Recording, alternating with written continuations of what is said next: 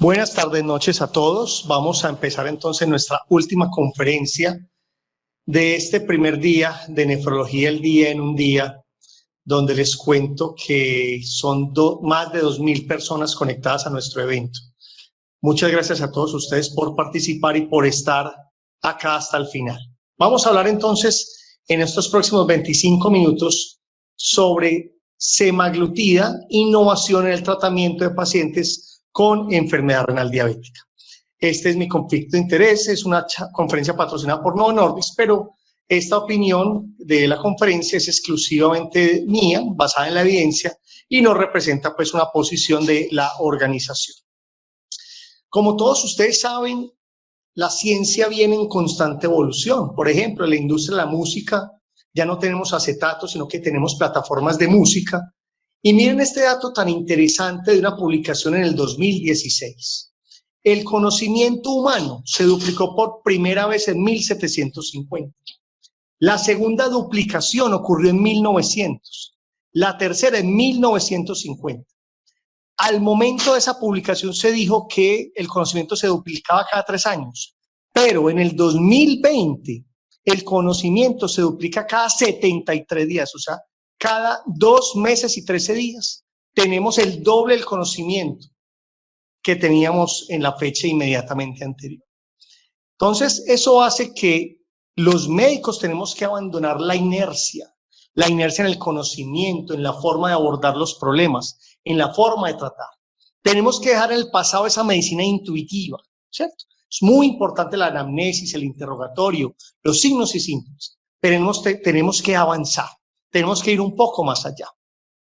Cuando hablamos de enfermedad renal diabética, estamos frente a una enfermedad catastrófica. Miren eso. Cuando tenemos un paciente con diabetes, se pierden 6 años de vida. Pero si ese paciente tiene diabetes y enfermedad coronaria, ya son 12 años. ¿Y quién lo creyera? Un paciente con diabetes y enfermedad renal crónica, con solo ese diagnóstico, ya está perdiendo 16 años efectivos de vida. Cuando tenemos diabetes y enfermedad renal asociada a diabetes, estamos enfrentados a un gran problema. Entre el 30 a 50% de los pacientes diabéticos en algún momento de su historia natural puede tener criterios de enfermedad renal diabética. Es y será la diabetes mellitus la principal causa de enfermedad renal crónica en el mundo. Y miren esto, de acuerdo a la cuenta alto costo 2018, en Colombia había para ese momento casi 36.000 pacientes en diálisis, de los cuales el 42% era por culpa de la diabetes tipo 2. Y el problema no para ahí. Se cree, o la previsión nos muestra, que para el año 2035 casi que tendremos 600 millones de pacientes con diabetes mellitus tipo 2. Y más o menos 180 millones de esos diabéticos tendrán enfermedad renal diabética. Entonces, en ese orden de ideas, eso equivale casi que a tener toda la población del Reino Unido, Francia y España con criterios de enfermedad renal diabética. Pero hay un problema muy grande, y es que de alguna manera, cuando nosotros tenemos un paciente con enfermedad renal crónica, cada mililitro por minuto de disminución de la tasa de filtración o cada incremento de albuminuria representa un riesgo cada vez mayor de un evento cardiocerebrovascular. Por eso es que la enfermedad renal crónica, en este caso la enfermedad renal diabética, es un amplificador del riesgo cardiovascular. Miren esto, por eso es que cuando nosotros nos enfrentamos a un paciente con enfermedad renal diabética, lo principal o el principal objetivo no es solamente la progresión de la enfermedad renal. Hay un objetivo gigante, y es que entre el 80 a 90% de esos pacientes renales diabéticos van a tener un evento cardiocerebrovascular antes de llegar a diálisis. No hay duda que un elemento de alta prioridad es detectar en forma temprana la enfermedad renal asociada a diabetes. ¿Para qué? Para poder implementar pautas de tratamiento que tengan impacto en la incidencia y progresión de esta enfermedad. Eso es en un imaginario ideal, hacer un diagnóstico temprano. Pero ¿cuál es nuestra realidad? Nuestra realidad es que sí, hay veces detectamos a los pacientes en forma temprana, pero por ejemplo en el caso de los internistas y nefrólogos, nuestros pacientes no llegan en forma temprana, llegan en estadios 3A, 3B con albuminurias moderadas o severas, o peor aún, llegan en estadios avanzados de su enfermedad renal. Entonces, ¿qué hacer? ¿Qué hacer con estos pacientes? La fisiopatología nos ha enseñado hoy por hoy que hay muchos factores que debemos intervenir para poder disminuir la progresión de la enfermedad renal y disminuir los desenlaces cardiovasculares. Está la presión arterial, la glicemia, la albuminuria, el ácido úrico probablemente, aunque hay mucho debate con el tema, dislipidemia, el índice de masa corporal. Pero no hay duda que probablemente los tres pilares principales del manejo de la enfermedad renal diabética son lograr metas de presión arterial, bloquear el sistema renin-angiotensina-aldosterona y lograr metas de glicemia. Ahora bien, probablemente el principal descubrimiento en los años 90 fue cuando se encontró que los bloqueadores del sistema renin-angiotensina no solo disminuían las cifras de presión arterial, sino que eran unas moléculas que favorecían aisladamente la disminución de la presión arterial, la progresión de la enfermedad renal. Tenían o tienen propiedades antialbuminúricas y tienen propiedades en disminuir los desenlaces cardiovasculares. Pero así como se descubrió para la presión arterial que los bloqueadores del RAS son la primera línea de tratamiento, la pregunta es, en hiperglicemia, ¿será que hay moléculas que tienen algo similar a los bloqueadores del RAS, que nos permiten no solo disminuir el índice glicémico, sino que tienen esos factores adicionales de pronto en nefro y cardioprotección para la población renal diabética? Entonces, estamos asistiendo a un presente, y es que los trabajos de desenlace cardiovascular, o los CVOTs, como se llaman, desde el año 2003 hasta la fecha, nos han mostrado con las llamadas nuevas moléculas, inhibidores de PP4, inhibidores de SGLT2, agonistas de GLP1, nos han mostrado unos datos maravillosos. Han hecho revolucionar la forma de abordar y de tratar la diabetes mellitus. Miren esto tan interesante. Cuando vemos entonces estos trabajos con agonistas de GLP1 e inhibidores de SGLT2, nos damos cuenta que en esta tabla hay 6 moléculas que nos mostraron un primer hallazgo crucial. Y es que los trabajos se hicieron para mirar que no hubiera inferioridad cardiovascular. Y por el contrario, nos han mostrado que probablemente estas moléculas tienen impacto en los desenlaces cardiocerebrovasculares. Pero otro hallazgo muy interesante es que si ustedes miran la base poblacional que estuvo en los estudios, al menos entre un 20 y un 25% de la población reclutada para los estudios tenía criterios de enfermedad renal crónica. Eso nos hace decir que probablemente la población con enfermedad renal diabética que estuvo en esos estudios también se benefició con esas moléculas en términos de disminución de desenlaces cardiovasculares. Ahora bien, ¿qué nos han mostrado esos estudios en términos de desenlaces renales? Y es clarísimo, como lo vemos en este metaanálisis de 2019 y 2020, que los inhibidores de SGLT2 como efecto de clase tienen aspectos o hallazgos muy interesantes en esos desenlaces renales. ¿En términos de qué? En términos de disminución de albuminuria, en términos de doblaje de creatinina, en términos de llegada a terapia de reemplazo renal. Entonces miren que como efecto de clase, tanto empagliflozina, canagliflozina como apagliflozina nos han demostrado que tienen unos efectos muy interesantes como moléculas nefroprotectoras. Pero los agonistas de GLP-1 no se han quedado atrás. Pero aquí, diferente a los SGLT2, que han mostrado como efecto de clase esas propiedades posiblemente nefroprotectoras, solamente los agonistas de GLP-1 derivados o de origen humano, como son semaglutida, liraglutida y dulaglutida, nos han mostrado que favorecen o disminuyen los desenlaces renales, como se ve acá. Si ustedes observan, aquí lo que se observa es una disminución de desenlaces renales de más o menos el 17% cuando se toman en conjunto.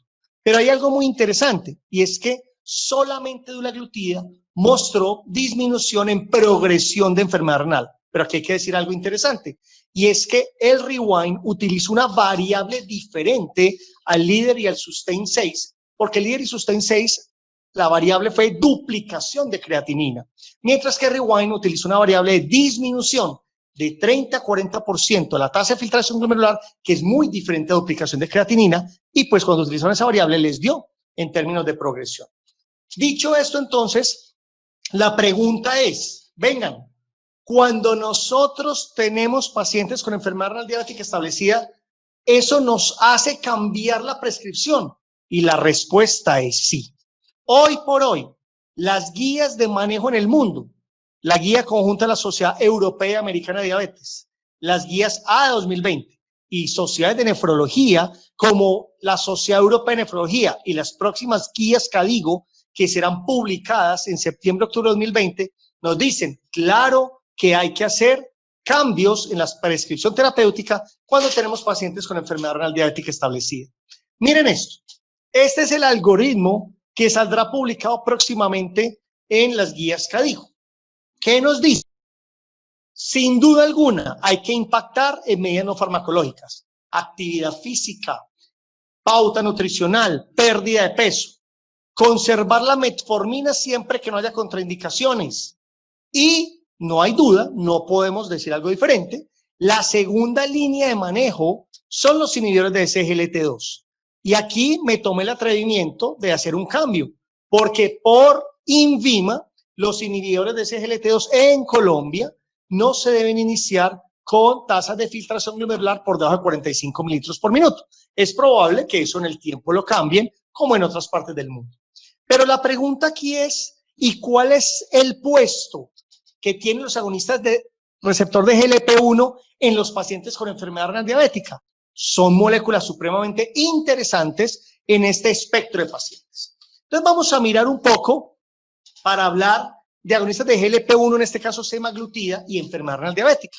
Vamos a hablar de qué es, cuáles son los efectos clínicos que han tenido los GLP-1 en la función renal o en los problemas renales. Vamos a hablar del estudio SUSTAIN 6 y vamos a terminar con algo que se llama los posibles escenarios clínicos donde la semaglutida favorecería el manejo en pacientes con enfermedad renal diabética. Entonces, para recordar, el péptido similar al glucagón es una hormona que se sintetiza en las células L del intestino delgado. ¿Y qué es lo que pasa? Cuando nosotros tenemos una ingesta de comida, viene lo que se llama el efecto incretina, es que se liberan unos péptidos como el GIP y el GLP-1, que lo que hacen es estimular la liberación de insulina, inhibir la liberación de glucagón y con eso lleva a que el paciente tenga una disminución en los niveles de glucosa sanguínea. Pero ojo, el GLP-1 humano tiene una vida media de 2 a 3 minutos. ¿Por qué? Porque rápidamente es inhibido por la enzima dipeptilpeptidasa 4, que lo que hace es inactivar ese GLP-1 y lo saca a la circulación. Eso hace entonces que hayan aparecido dos moléculas llamadas incretínicas, que son los inhibidores de PP4 y los agonistas de GLP-1. Ahora bien, no todos los agonistas de GLP-1 son iguales. Hay unos que son basados en exendinas, que lo que hacen es que de alguna manera son las moléculas que vienen de la saliva del monstruo de Gila y tienen una homología con el GLP-1 humano de más o menos el 50%. Y vienen los análogos del GLP humano que de alguna manera tienen una homología con el GLP-1 humano mayor al 90%. Entonces, en ese orden de ideas, también hay cambios o diferencias en el perfil farmacocinético de los agonistas de GLP-1. Hoy existen agonistas de GLP-1 que tienen una vida media larga, por lo cual se pueden administrar una vez a la semana. Ahora bien, ¿cuáles han sido esos efectos directos e indirectos que tienen los agonistas de GLP-1 en el organismo? Entonces, a nivel gástrico, disminuyen el vaciamiento gástrico, aumentan la sensibilidad a la insulina, disminuyen la esteatosis hepática, aumenta o preserva la función de las células beta, aumenta la secreción de insulina, disminuye la secreción de glucagón. A nivel del sistema nervioso central, son moléculas que aumentan la saciedad y eso puede favorecer la disminución del peso. Y por último, lo que les mostré en los trabajos que han mostrado también una disminución en riesgo cardiovascular y desenlaces cardiovasculares. Entrando ya en los estudios de semaglutida, está lo que se llaman los estudios SUSTAIN, que van del 1 al 10. El 6 es de desenlaces o se hizo para mostrar no inferioridad cardiovascular y el resto era para mostrar cuál era la eficacia de administrar semaglutida versus placebo o versus otras moléculas en términos de ¿qué? De eficacia y seguridad, disminución de hemoglobina glicosilada, menos incidencia de hipoglicemias y qué pasaba con el peso. Si ustedes ven, probablemente la semaglutida es el medicamento cuando se compara con el resto de antidiabéticos que tiene mayor poder en disminución de hemoglobina glicosilada. Y es más, cuando se compara contra sus pares, liraglutida, dulaglutida y exenatida de liberación prolongada, es la molécula que más disminuye la hemoglobina glicosilada. Y en el peso pasa algo similar. Probablemente dentro de los agonistas de GLP-1 es la molécula que más favorece la disminución de peso. Estos estudios se hicieron en un seguimiento entre 30 a 56 semanas. Y miren, cuando se compara igual contra liraglutida, no a dosis de obesidad, sino de tratamiento de diabetes, y contra dulaglutida y exenatida de liberación prolongada, es la molécula que más disminución de peso tiene. Dicho esto, entonces, el SUSTAIN 6 fue un estudio que ya les dije, se hizo con la intención de mostrar qué sucedía en términos de desenlaces cardiovasculares. El MACE primario o los desenlaces primarios fue muerte por causas cardiovasculares, IAM no fatal y accidente cerebrovascular no fatal. Pero también tenemos criterios secundarios, unos objetivos secundarios, y entre ellos también miraron los desenlaces renales. Miren esto tan interesante. Cuando uno mira la población incluida, similar a los otros estudios, también tenía un porcentaje alto de pacientes con enfermedad renal diabética. Habían aproximadamente 24 o 25% de pacientes con criterios de enfermedad renal diabética. En estadio 3A, 3B era el 19%. En estadio 4 casi el 3%. O sea, tenía una muestra muy representativa de pacientes con enfermedad renal diabética. Y estos fueron los desenlaces. Hubo una disminución del 26% en el MACE. El número necesario a tratar fue 45 en 2 años de seguimiento, porque fue un estudio que se hizo a 104 semanas. Disminuyó la hemoglobina glicosilada y el peso corporal en forma significativa. Y cuando hablamos de enfermedad renal, una disminución del 36% en los desenlaces renales, que vamos a profundizar más adelante en eso. Pero hubo algo muy interesante y es que hubo una mayor población con complicaciones de retinopatía, lo que hizo que los autores y otros estudiosos del tema abordaran esta complicación para ver si era algo relacionado con la molécula o tenía otro origen. Y en ese análisis post-hoc, lo que se observó es que las complicaciones de retinopatía diabética eran atribuibles a la magnitud y rapidez de la reducción de la hemoglobina glicosilada en las primeras 16 semanas de tratamiento. Por eso es que la evidencia actual no muestra que haya un papel directo de semaglutide en aparición o progresión de la retinopatía diabética. Y mirando entonces los desenlaces renales, quiero que miren esta tabla. Ya habíamos dicho que cuando miramos el desenlace renal compuesto, que es disminución de albuminuria o aparición de macroalbuminuria, duplicación persistente de creatinina y necesidad de terapia de reemplazo renal, hubo una disminución del 36%, básicamente dado por la macroalbuminuria persistente, que fue una disminución del 46%. Sin embargo, no hubo una diferencia estadísticamente significativa en duplicación de creatinina. Pero ojo, ¿y qué tal que el SUSTAIN hubiera tenido la misma variable del rewind, que era disminución de tasa de filtración de 30 a 40%? ¿Será que hubiera sido significativo? Entonces vamos a mirar algo muy interesante, es qué sucedía en las subpoblaciones de estudio del SUSTAIN en términos de función renal normal, más de 90 mililitros al minuto, de alteración leve, 60 a 90 mililitros al minuto, alteración moderada, 30 a 60 y alteración severa, menos de 30 mililitros por minuto. Esta gráfica es para mostrar disminución de albuminuria. Y si ustedes miran, algo muy interesante es que hubo disminución significativa en los niveles de albuminuria en cada uno de los estadios de enfermedad renal diabética, tanto en lesión temprana como en enfermedad renal diabética tardía. Y en términos de lo que se llama la trayectoria de la tasa de filtración, miren esto, cuando uno mira a los pacientes con función normal o alteración leve, no hubo diferencia en la trayectoria de la tasa de filtración. Sin embargo, en los pacientes que tenían de 30 a 60 mililitros por minuto y menos de 30 mililitros por minuto hasta 15 mililitros por minuto, sí se observó una diferencia en la trayectoria de la tasa de filtración glomerular. Y otro aspecto supremamente interesante es que si ustedes miran las primeras 16 semanas de tratamiento, hubo algo muy particular, y es que hubo una caída de la tasa de filtración glomerular que hace pensar a algunos estudiosos que de pronto este tipo de agonista GLP-1 tenga un papel interesante en disminución de la hiperfiltración. En términos de factores de riesgo de enfermedad renal, hay otro hallazgo interesante que no lo han mostrado otros agonistas de GLP-1. Miren esto, si uno mira en términos de presión arterial, cuando uno mira 1 miligramo de semaglutida versus placebo, hubo una diferencia estadísticamente significativa con una disminución de más o menos 3 milímetros de mercurio en términos de presión arterial sistólica.